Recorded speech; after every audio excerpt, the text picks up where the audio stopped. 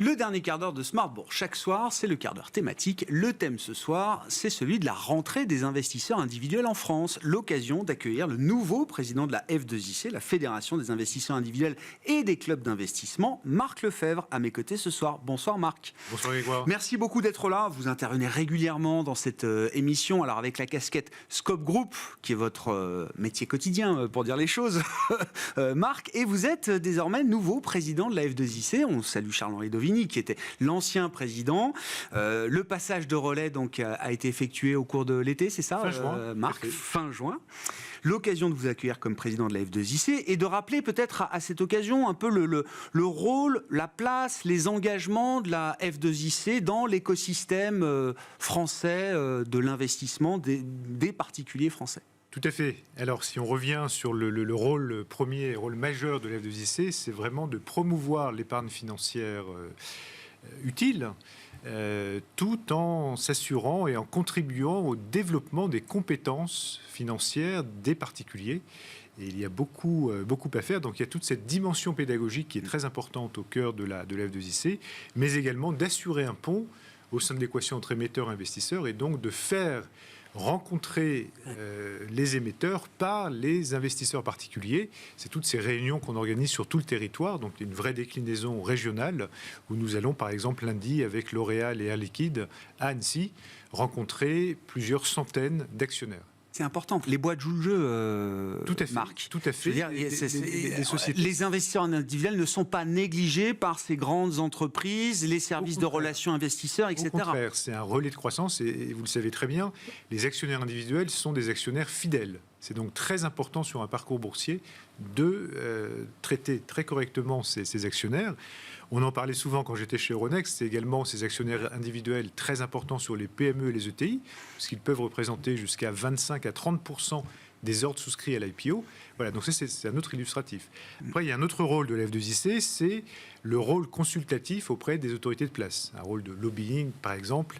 Vous citiez Charles-Henri. Charles-Henri avait beaucoup contribué à la naissance du PEA Jeune.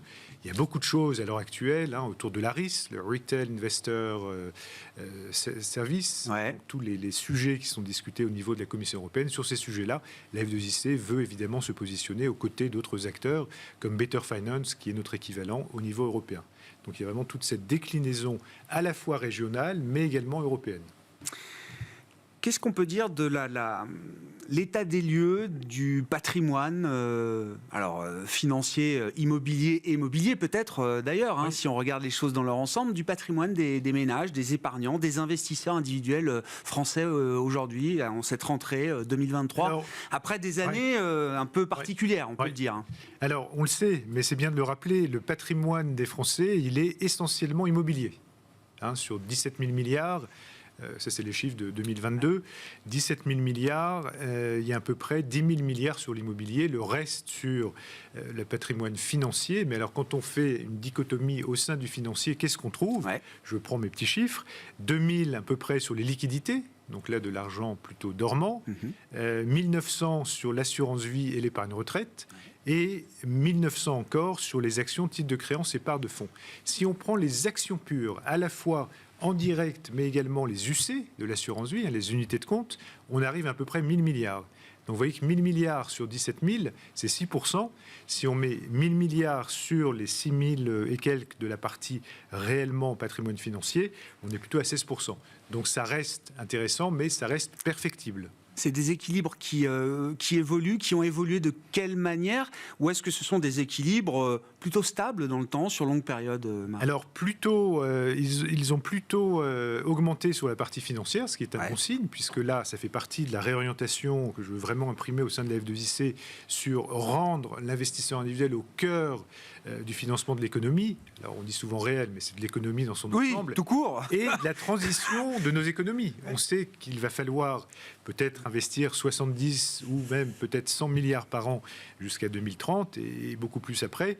Donc, ce patrimoine des Français, on doit le flécher vers de l'investissement productif. Que ce soit d'ailleurs sur le public equity, donc les actions, mais également, et la F2IC va s'y attacher, diversifier son périmètre. Aujourd'hui, les investisseurs particuliers, il y avait l'IPEM, bien sûr, vous avez fait des qui s'est terminé hier, derniers jours.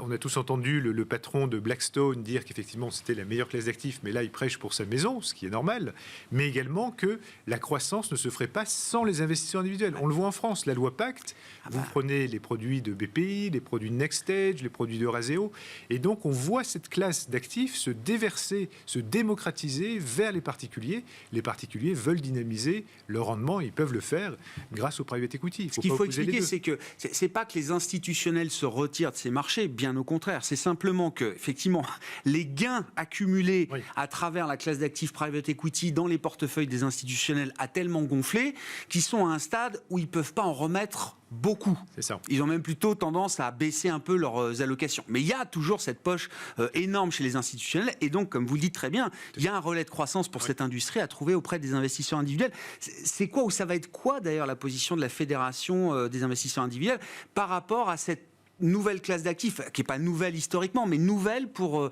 les investisseurs particuliers? Il y a déjà beaucoup d'offres sur le marché. Il y en aura encore plus demain.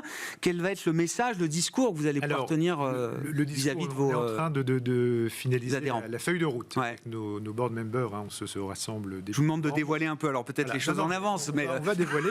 On va déjà renommer, on va redéfinir notre raison d'être. Alors évidemment, ce que je disais en début d'émission se retrouvera, mais on veut vraiment aller plus loin. C'est-à-dire, l'investisseur individuel, il est au cœur de ce village financier et il doit évidemment avoir accès à tout. Donc, pour répondre à votre question, on va faciliter toutes les classes d'actifs vers la F2IC. On a déjà des discussions avancées avec France Invest, avec un certain nombre de fonds très très impliqués sur le retail. On va également aller vers le crowdlending, crowdfunding, qui sont d'autres formes d'investissement. Alors, crypto-monnaie, point d'interrogation, mais on verra. Il y a également un travail à compléter sur ce qui existe déjà, c'est-à-dire les émetteurs. Aujourd'hui, on travaille, là je révèle quelques secrets, mais on travaille avec une cinquantaine d'émetteurs. Ça ne nous a pas échappé, vous comme moi, qui est un peu plus que 50 sociétés cotées. Donc, il est important, je ne suis pas en train de dire que les 800, un peu moins de 800, vont faire appel à nous, mais passer de 50 à 250, il y a de magnifiques ETI en région, eh bien, elles doivent courtiser cet actionnariat particulier. Alors, on peut peut-être rappeler les chiffres. En France, il y a à peu près 4 millions d'investisseurs particuliers.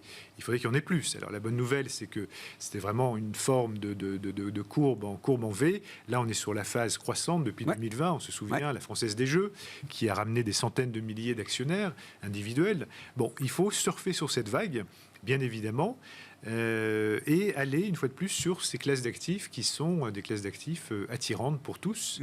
Quand on voit les taux de souscription des derniers produits de la BPI, c'est impressionnant. Et n'oublions pas, initialement, le ticket 50 000, puis 10 000, puis 5 000, et là, on est à 1 000 euros. Et vous allez sur Boursorama, vous pouvez acheter des fonds de fonds, c'est un peu différent, mais c'est quand même du private equity, pour une centaine d'euros.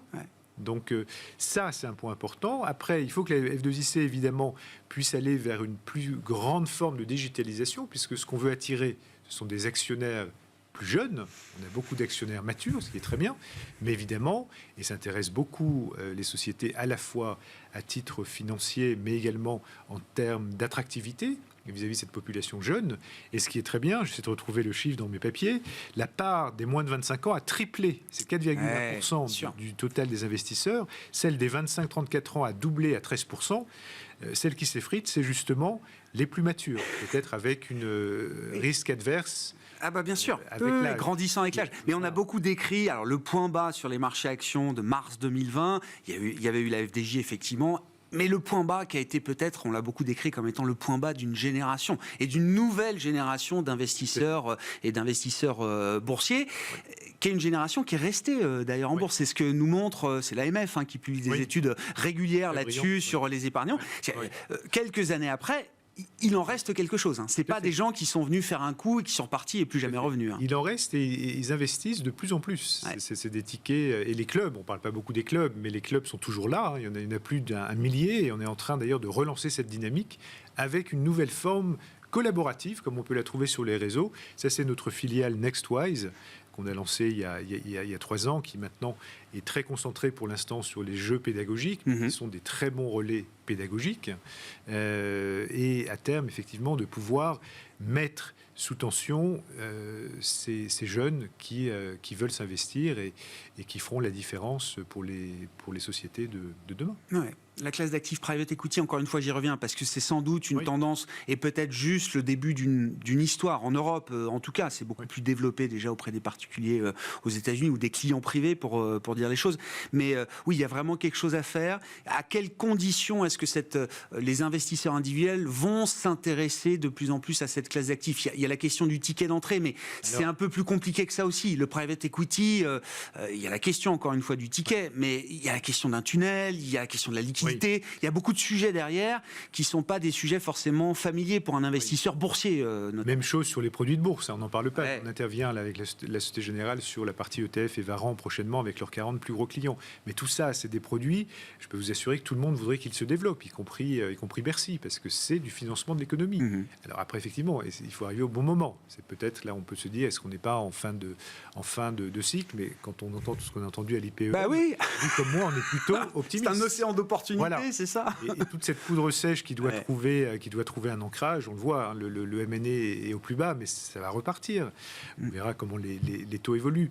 Mais ce que je voulais dire, c'est que à la fois sur le private equity, mais également sur les actions, on voit en fait une trilogie qui est quels sont les principaux facteurs de motivation. Ça va être sécurité, disponibilité, rentabilité, évidemment. Et en quatrième, on va voir cette implication sur les sujets ESG. Donc, l'ESG est grandissant, ça c'est pas un scoop. D'ailleurs, particulièrement sur la classe des moins de 35 ans, où là, plus de 60% sont prêts à investir sur des produits ESG, alors fonds 8, fonds 9 ou autres. C'est un réflexe naturel pour cette génération-là. C'est un réflexe naturel, voilà.